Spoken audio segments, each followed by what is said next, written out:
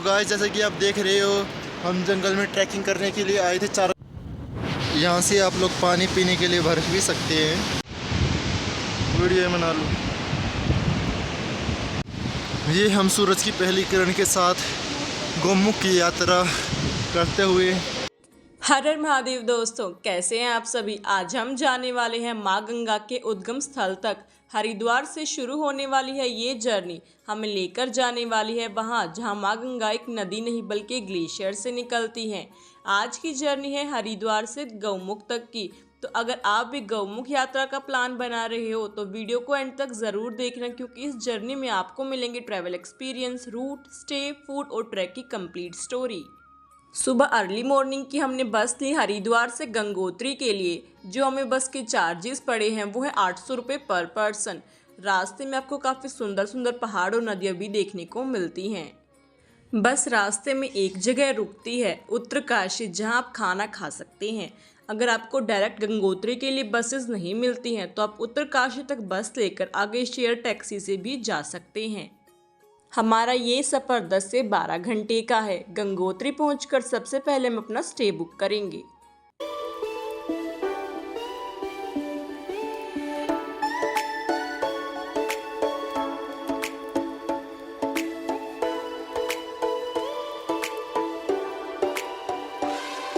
Finally अब हम गंगोत्री पहुंच चुके हैं। सबसे पहले हमने किया अपना रूम बुक। जो हमें रूम के चार्जेस पड़े हैं वो है 1000 रुपीज़ वन डे के लिए। अगर आप मार्केट में थोड़ा घूमोगे और बार्गेनिंग करोगे तो आपको इजीली बजट होटल मिल जाएगा। अब हम थोड़ी देर रेस्ट करेंगे और रात को जाएंगे गंगा आरती के लिए।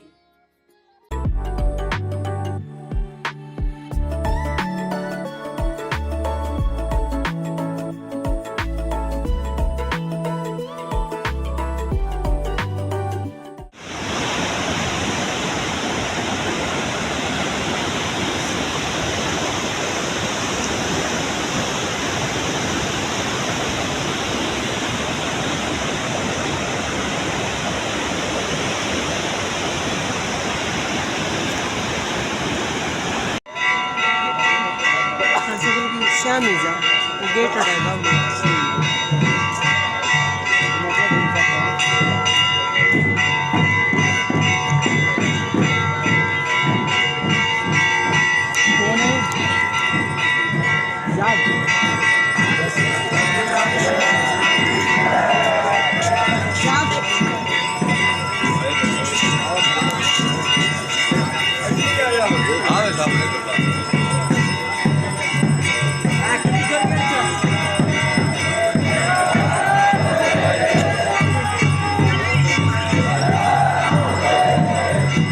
रात को गंगा आरती के बाद सबसे पहले हमने अपना गौमुख का रजिस्ट्रेशन करवाया। डेली पर्सन्स की लिमिट होती है गौमुख जाने के लिए। आप अपना आधार कार्ड साथ लेकर ज़रूर आए एंड सबसे इम्पोर्टेंट चारधाम यात्रा का रजिस्ट्रेशन ज़रूर करवाएं। आप चारधाम यात्रा का रजिस्ट्रेशन ऑफिशियल वेबसाइट या फिर हरिद्वार ऋषिकेश काउंटर से करवा सकते हैं। गौमुख ट्रैक के लिए आपको सेफ्टी डिपॉजिट करवानी होती है और जो आपको रजिस्ट्रेशन के चार्जेस पड़ते हैं पर पर्सन वो हैं 200 रुपीज़। मैं आपको सजेस्ट करूंगी कि आप अपना ट्रैक अर्ली मॉर्निंग ही स्टार्ट करें। साथ में अपने साथ ज़्यादा सामान कैरी मत करें। सुबह का टाइम है और हम रेडी हो चुके हैं गौमुख की ट्रैक के लिए। स्टार्टिंग में ईजी लगता है, जैसे जैसे आगे बढ़ते हैं रास्ते और भी ज़्यादा मुश्किल होते जाते हैं। रास्ते में आपको सुंदर सुंदर पहाड़ और नदियाँ भी देखने को मिलती हैं और मौसम भी बहुत ही अच्छा होता है।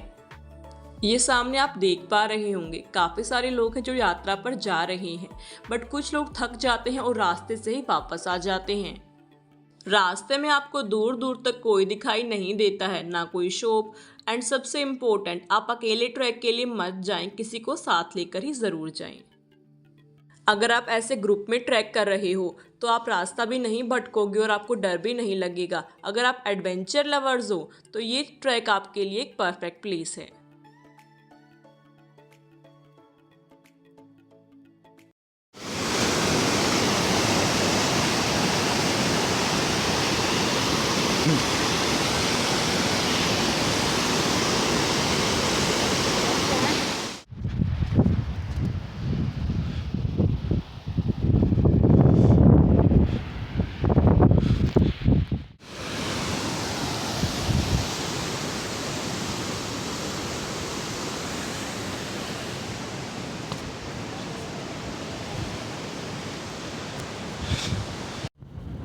यहाँ से आप लोग पानी पीने के लिए भर भी सकते हैं, क्योंकि रास्ते में वैसे पानी की सुविधा नहीं है, पर जगह जगह पे ऐसे झरने हैं जिनमें से पहाड़ों में से पानी आता है और वो आप पी सकते हैं आराम से, कोई दिक्कत वाली बात नहीं है।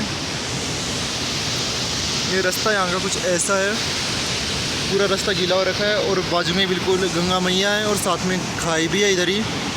तो कृपया आराम से और सेफली चलें, सेफ ट्रैक करें। तो गाइस हम गौमुख पहुँच रहे थे, बस पहुँच नहीं पा रहे हैं, रास्ता बीतता ही जा रहा है। 2-2 किलोमीटर करते करते 4 किलोमीटर का पीछे बोर्ड था, उसके बाद हम 10 किलोमीटर के आसपास आ चुके हैं, पर फिर भी कुछ नहीं दिख रहा है। सामने भी ये रेत का ये पत्थर से दिख रहे हैं, गौमुख कहीं पे भी नज़र नहीं आ रहा। ये चारों तरफ का ऐसा व्यू है कुछ।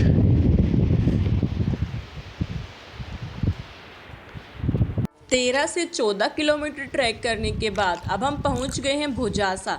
यहाँ पर आपको स्टे की फैसिलिटीज़ भी मिल जाती हैं। अगर आप चाहें तो आप यहाँ पर रुक सकते हैं या फिर थोड़ी देर रेस्ट करके अपनी यात्रा फिर से शुरू कर सकते हैं। यहाँ से गौमुख का डिस्टेंस है 4 से 5 किलोमीटर का। फाइनली 2 से 3 घंटे और ट्रैक करने के बाद अब हम पहुँच चुके हैं गौमुख, जो माँ गंगा का उद्गम स्थल है।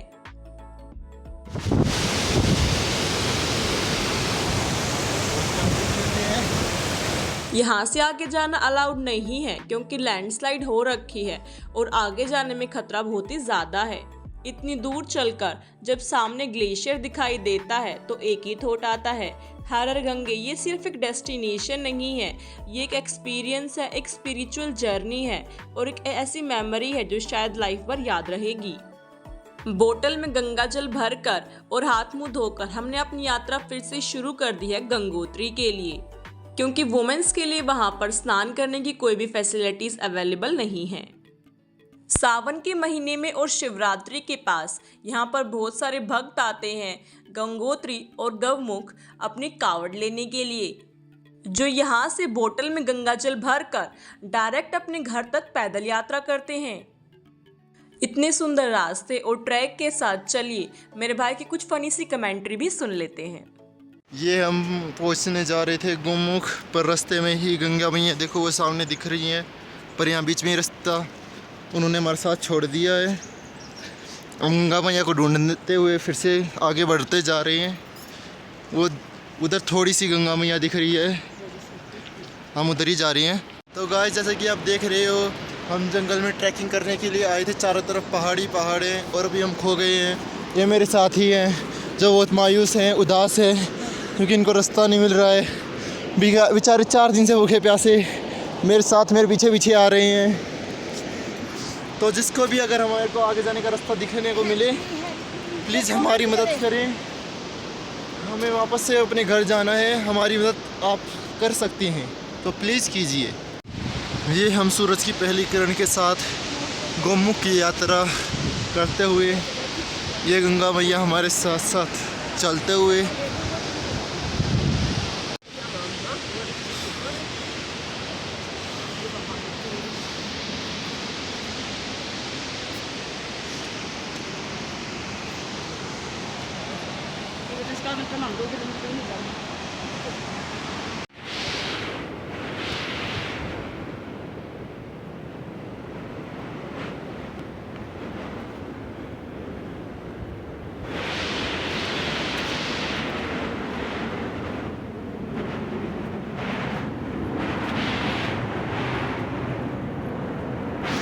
चलिए अब सबसे इम्पोर्टेंट बजट डिटेल्स के बारे में बात कर लेते हैं। ट्रैवल चार्जेस 1500 रुपये राउंड ट्रिप के लिए, फूड चार्जेस 500 रुपये, 2 डे स्टे चार्जेस 1000 से 1500 रुपये।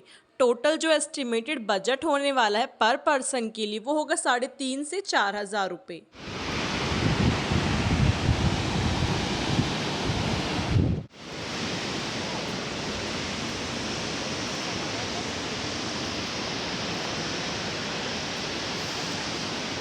तो गाइज़ ये थी हमारी हरिद्वार से गौमुख तक की यात्रा। अगर आपको ये जर्नी वीडियो पसंद आई हो तो लाइक करें, चैनल को सब्सक्राइब करें और कमेंट करके ज़रूर बताएं आप गौमुख यात्रा पर कब जाना चाहोगे। मिलते हैं नेक्स्ट जर्नी में एक और ब्यूटीफुल डेस्टिनेशन के साथ। हर हर महादेव, जय मां गंगे।